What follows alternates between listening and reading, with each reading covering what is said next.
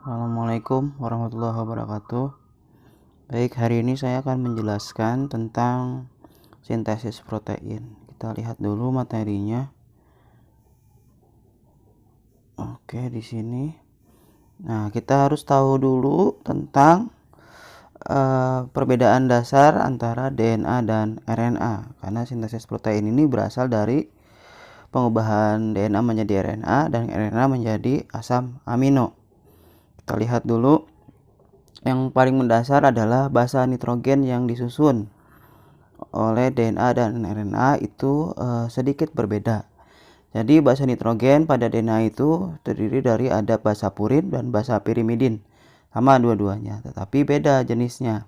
Basa purin pada DNA, kita lihat, ini disusun oleh adenin dan guanin. Sedangkan basa purin pada RNA disusun oleh adenin dan guanin, sama ya. Yang kedua, basa pirimidin pada DNA disusun atas basa timin dan sitosin, sedangkan basa pirimidin pada RNA disusun oleh urasil dan sitosin. Ini yang membedakan. Nah, nanti dia akan selalu berpasangan antara basa purin dengan basa pirimidin. Ya, diingat ya. Akan dia berpasangan. A dengan T ya, kita rubah di sini. Jadi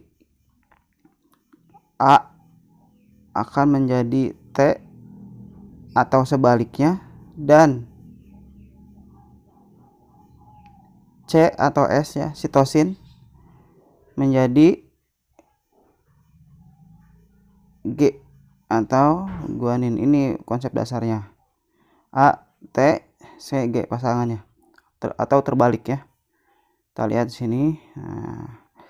Nah, pada basa DNA ini dia terdiri dari 3 ya. Disebut dengan kode triplet.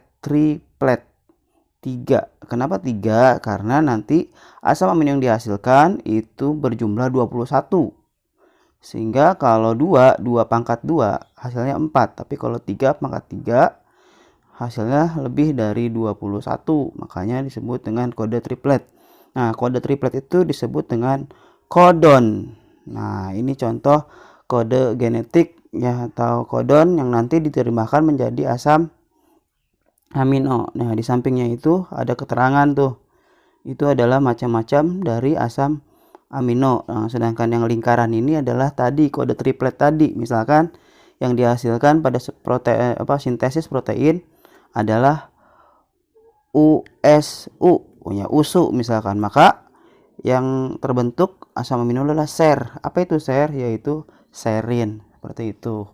Kemudian tahapan dari sintesis protein. Tahapan sintesis protein ada 2. Yang pertama adalah tahap transkripsi dan yang kedua adalah tahap translasi.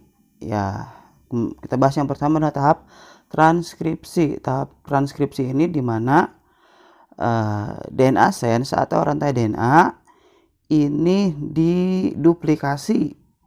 Nah, pada saat proses menduplikasiannya ini nanti basa nitrogen DNA akan membentuk antisen ya, dimana tadi ketika misalkan T, maka nanti dia akan menjadi A atau C menjadi G.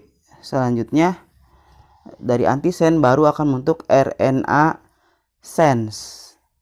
RNA sense ini ingat pada RNA dia tidak ada yang namanya timin.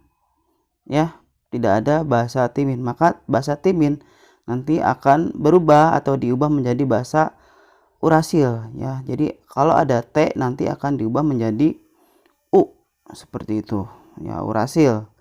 Nah, maka terbentuklah rantai RNA sense. Setelah terbentuk rantai RNA sense, masuk ke tahap translasi. Tahap translasi ini ada 3 tahap. Yang pertama adalah inisiasi fase, di mana nanti ada kodon start ya. Jadi kode triplet ini ada codon start di mana pada saat mulai pembentukan asam amino dan penerjemahannya disebut codon start. Codon start ini lihat ada jenisnya adalah AUG. AUG itu disebut dengan codon start atau methionine. Dan selanjutnya nanti pada tahap pemotongan, pemutusan itu akan membentuk yang namanya codon stop ya. UGA, UAA itu adalah codon stop. Ya, di mana nanti ada tahap yang ketiga itu tahap terminasi. Dia akan berhenti atau stop. Nah, ini ya, setelah terjadi tahap inisiasi ada methionine, ini tadi codon apa? Codon start, maka terjadilah proses pembentukan basa nitrogen ini diterjemahkan menjadi asam-asam amino. Ya, kemudian terjadi proses yang kedua yaitu elongasi, pemanjangan. Ya, jadi semua tadi basa rantai RNA yang sudah ditranskripsi tadi diterjemahkan menjadi asam-asam amino. Ya, sampai semuanya diterjemahkan.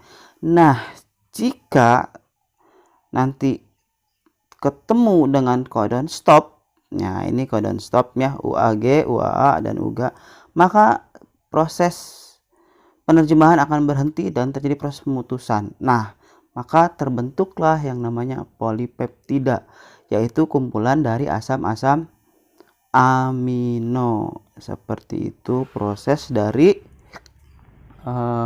sintesis